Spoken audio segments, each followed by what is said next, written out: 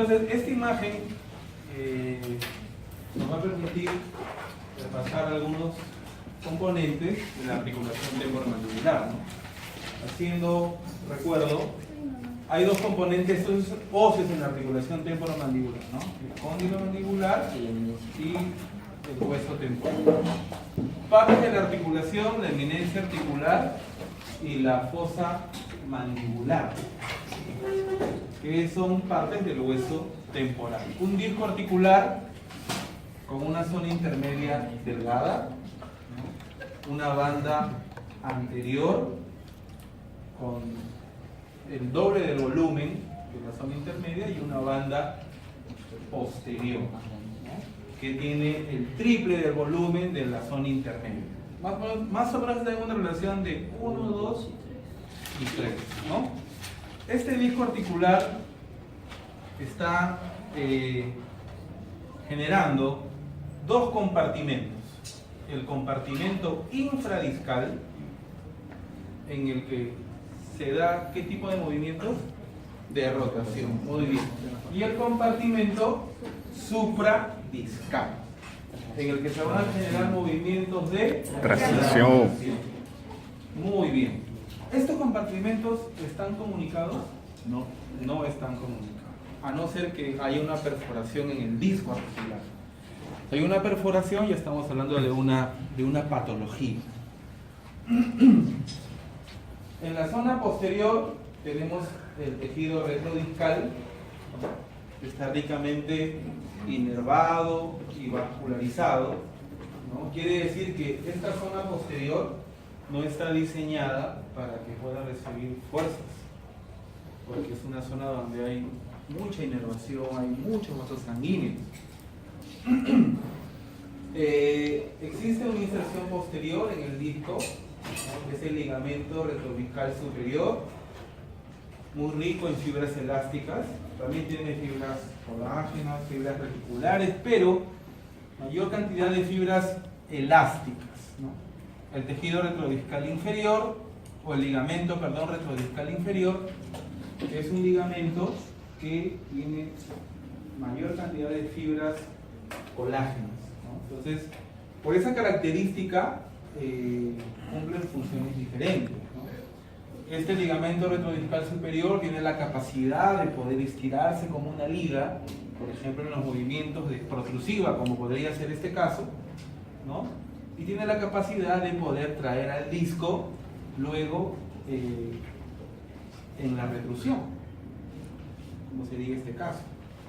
Existen patologías en las que ese ligamento retrodiscal superior pierde esa capacidad. Existen patologías, si ustedes ven alguna resonancia magnética, como se los mostré en la clase pasada, donde vemos un disco que no tiene esta forma, entonces nos debe de llamar la atención.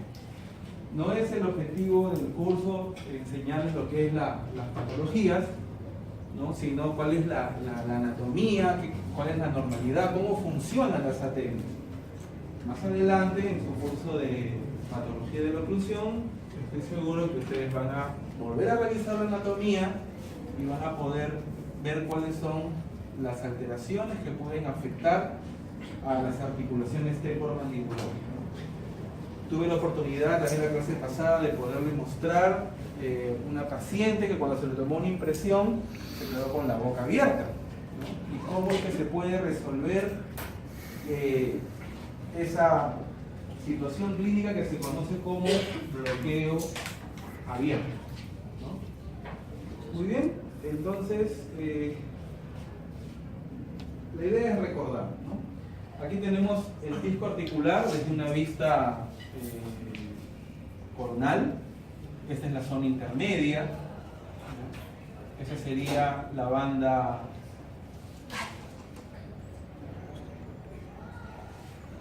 esta es la zona intermedia, esta es la banda posterior, esta es la banda anterior, y acá vemos fibras de un músculo. ¿Qué músculo es, Román? Televideo externo superior. Televideo externo superior. Te felicito. Pero dame la mano. Yo no sé, cada vez que doy la mano, me hace así. pterigoideo externo superior, ¿no? Ahora, el disco se encuentra agarrado del cóndilo mandibular por unos ligamentos, que son los ligamentos colaterales. No se ve en esta imagen, pero hay un ligamento en el polo interno y en el polo externo, ¿sí?, que hacen que a donde vaya el cóndilo vaya el disco. Ese ligamento colateral se comporta como si fueran las asas de un balde. Imagínense que este es el cóndilo mandibular, ¿sí? Y acá está el disco, y a los lados, en los polos, está el ligamento, los ligamentos colaterales. Ligamento colateral externo y ligamento colateral interno. Entonces, gracias a esos ligamentos, a donde va el cóndilo, va el disco, ¿no? Y gracias a esos ligamentos también es que en el compartimento infradiscal se dan los movimientos de rotación, como si fueran las asas de un balde, ¿ya?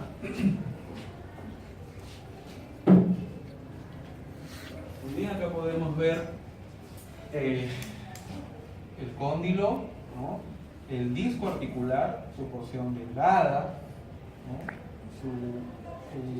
la zona posterior, la zona anterior, y aquí músculo pterigoideo externo superior. Y aquí en la fosita pterigoidea, ¿qué músculo se inserta? ¿Ah? Pterigoideo externo. Fascículo inferior. Pterigoideo externo inferior. Muy bien, ¿no? Aquí de repente se ve parte del ligamento colateral. Acá se ve pterigoideo externo inferior, pterigoideo externo superior. ¿Cómo le llaman pterigoideo lateral? ¿No? Bueno, esas cavidades supra e infradiscal donde se dan movimientos, también les pasé un video la semana pasada, está llena de un líquido. Ese líquido sinovial, ¿no? Ese líquido sinovial está producido por los sinoviocitos, ¿no?, de tipo B, que son los más abundantes, ¿no? Los de tipo A básicamente hacen una función fagocitaria. Ese líquido sinovial, ¿no?, lubrica las superficies articulares. Y como lo mencioné hace un momento, estas dos cavidades no están comunicadas. Entonces, cada vez que nosotros movemos la mandíbula para hablar, para abrir, para hacer movimientos de protrusión, lateralidad, el líquido sinovial se está moviendo de esta forma, ¿no? Así. Imagínense que este es un compartimento, el supra o el infradiscal, y el líquido sinovial está que se mueve allí, ¿no? A ese mecanismo se le conoce como lubricación límite o en frontera. Pero también las superficies articulares son capaces de poder captar una pequeña cantidad de este líquido sinovial para que en el momento de que hay presión en la articulación, por ejemplo cuando apretamos los dientes, ¿sí?, esas superficies no se queden pegadas, ¿no? A ese sistema de lubricación se le conoce como lubricación en lágrima.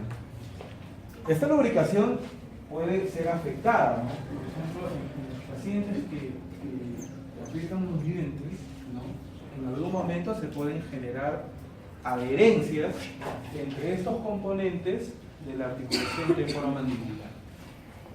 Es una información, seguro que en el curso de fisiopatología del sistema estomatognático eso lo van a revisar, ¿no? Entonces, el líquido sinovial es un ultra infiltrado del plasma sanguíneo, ¿no? Es muy rico en ácido hialurónico.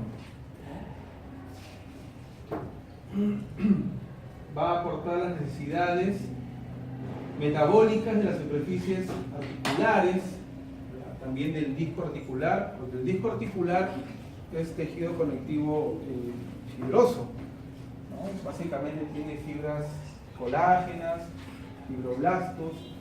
Entonces este líquido sinovial va a aportar las necesidades metabólicas de todas las superficies articulares, ¿no? Y aquí están los tipos de lubricación que ya les expliqué. ¿Sí? La lubricación límite en frontera, que se da cuando hay movimiento en la articulación, y la lubricación en lágrima, o también le llaman exudativa, ¿no? Cuando las superficies articulares captan una pequeña cantidad de líquido sinovial para que no se queden pegadas las superficies. ¿No?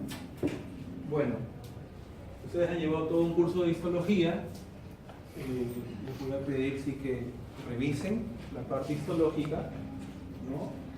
Acá vemos un corte histológico, ¿no? Ese sería el disco articular, ¿sí? Y acá este sería uno de los compartimentos, que puede ser el supradiscal o el infradiscal, ¿no?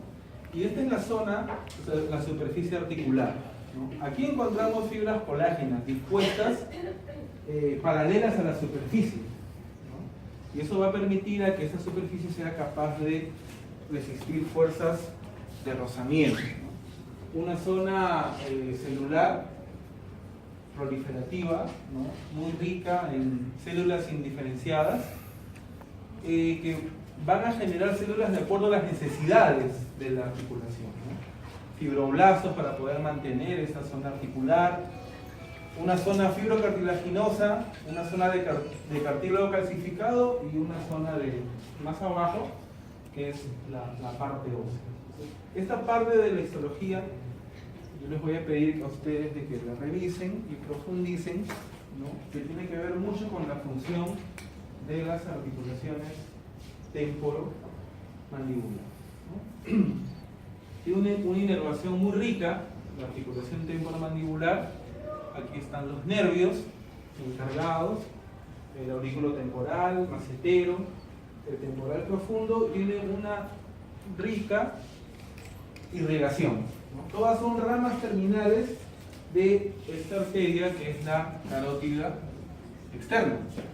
Entonces, también les voy a pedir que ustedes hagan una revisión de lo que es la inervación y la irrigación de la articulación temporo-mandíbula. Hay un esquema que me gustaría que ustedes lo aprendan. Es pregunta de examen. ¿Ya? Miren, les voy a regalar una pregunta. ¿Ya? Es el corte sagital de la articulación temporomandibular. Entonces, de repente la pregunta del examen yo les pongo, ¿no? Dibuje corte sagital del ATM del lado izquierdo o derecho, cualquiera de los dos. Ustedes lo van a dibujar. Entonces,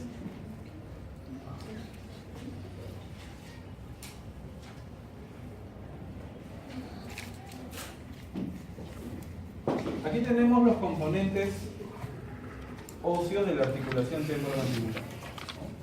Eso vendría a representar la eminencia articular,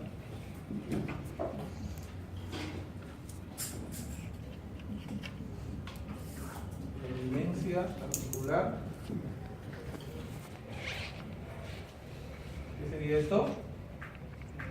Fosa mandibular. La fosa mandibular. Esto sería el cóndilo mandibular. Superficies funcionales. Todo está cubierto por tejido conectivo fibroso, ¿ya? Pero las superficies funcionales de las ATMs son la vertiente posterior de la eminencia articular, que vendría a ser esta. Aquí el tejido conectivo fibroso está más engrosado, porque esta es una zona que recibe carga. Y en el cóndilo mandibular, la zona engrosada es esta.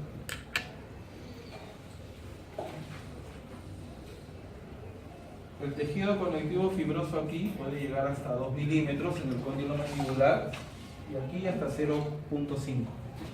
Pero está más engrosado que, por ejemplo, en la fosa mandibular o en esta vertiente posterior del cóndilo mandibular. quiere decir que estas zonas son zonas que van a recibir mayor carga. Ahora, ahora observen aquí, eso es lo normal, a boca cerrada, ¿no? Que la vertiente anterior del cóndilo mandibular esté enfrentada a la vertiente posterior de la eminencia articular. Ahora, entre estos dos componentes, ¿qué tenemos? El disco articular, ¿no? La zona más delgada, justamente, ¿no?, se encuentra entre la vertiente anterior del cóndilo mandibular y la vertiente posterior de la eminencia articular. En esa zona está la zona intermedia o la zona delgada. ¿Ya? Esa sería la banda anterior, zona intermedia, y esta es la banda posterior. ¿No? Aquí, esto vendría a ser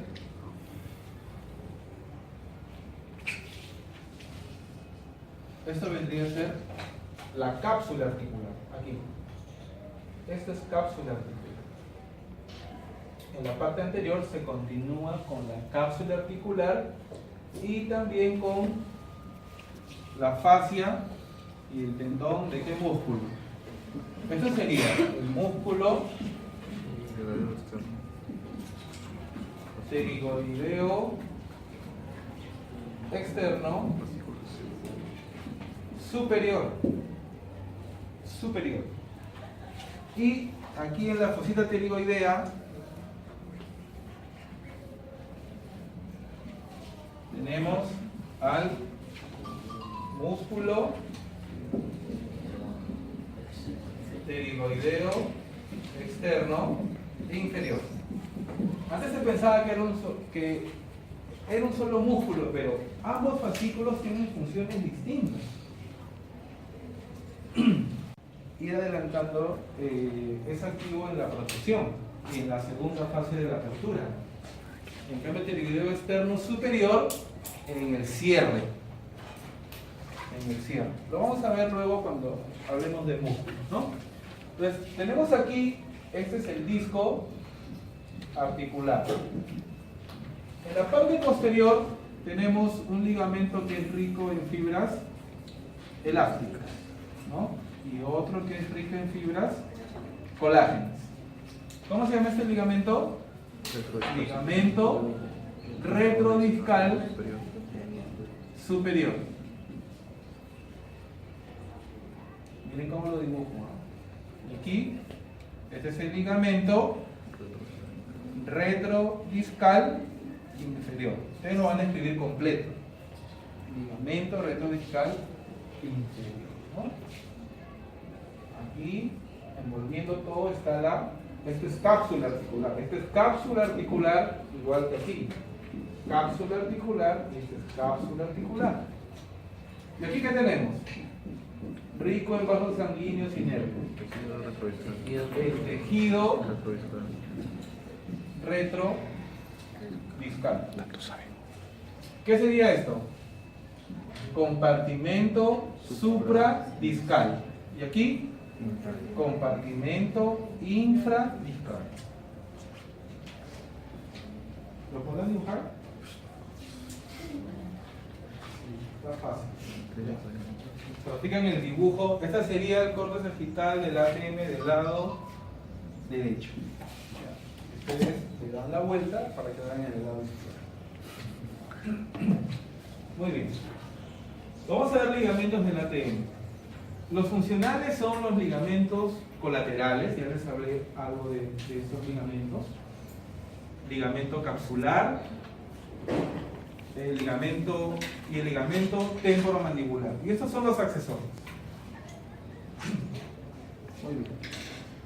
Ligamentos colaterales. Este es un corte frontal de la articulación temporomandibular, ¿no? Entonces tenemos aquí el disco articular, ¿no?, con su compartimento infradiscal y el supradiscal. Y observen aquí, ¿no? Esos son los ligamentos colaterales. Ligamento colateral interno y ligamento colateral externo. o ligamento discal interno y ligamento discal externo. Y lo que está cubriendo aquí es la cápsula articular. Entonces ese ligamento discal o colateral, ¿no?, lo que va a permitir es que donde vaya el cóndilo, vaya el disco. Siempre, si el cóndilo está adelante, el disco tiene que estar allí. Y también va a permitir que se dé esos movimientos de rotación en el compartimento infradiscal. El ligamento capsular o la cápsula articular es otro ligamento funcional de la articulación temporomandibular, ¿no? Entonces, las vellosidades sinoviales están en la parte interna de la cápsula articular, ¿no? Allí se va a producir o se va a generar el líquido sinovial, ¿no? La cápsula articular está envolviendo toda la articulación temporomandibular. Está evitando que estos componentes se separen, que se luxe la articulación. ¿Qué otra función podríamos decir que tiene? Contiene líquido sinovial.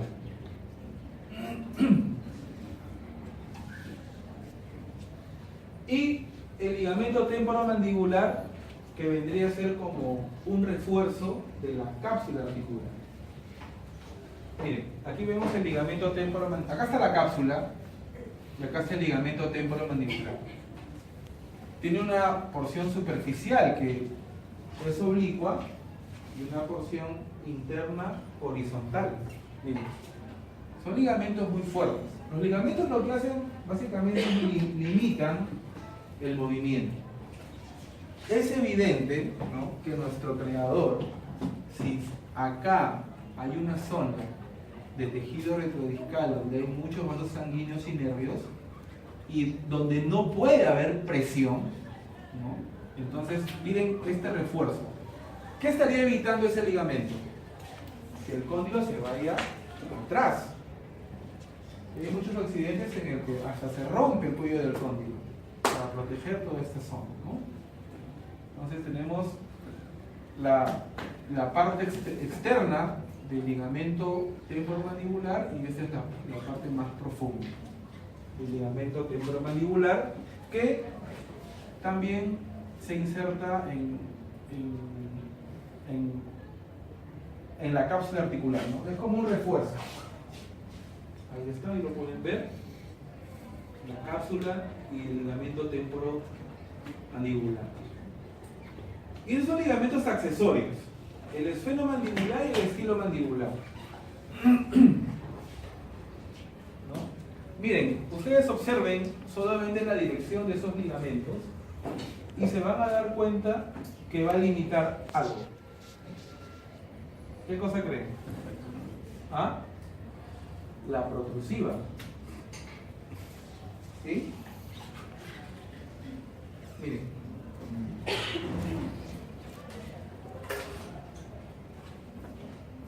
En protrusiva, esos ligamentos lo que van a hacer es van a limitar el movimiento. Otra cosita. Este ligamento temporomandibular, esta porción más superficial, además de evitar que el cóndilo se vaya hacia atrás, es el responsable de que los cóndilos se trasladen en la segunda fase de la apertura. ¿Ya? En la primera fase de la apertura, ¿ya?, ¿qué músculos se están contrayendo? En la apertura, ¿qué músculos se contraen? Digástrico. Digástrico, ya, que es un suprayoideo, pero no es el único. ¿Ya? Los suprayoideos, obviamente que el hueso yoides tiene que estar fijo, por los infrayoideos se tienen que contraer para que la mandíbula descienda. ¿Ya? Entonces, cuando se contraen los suprayoideos,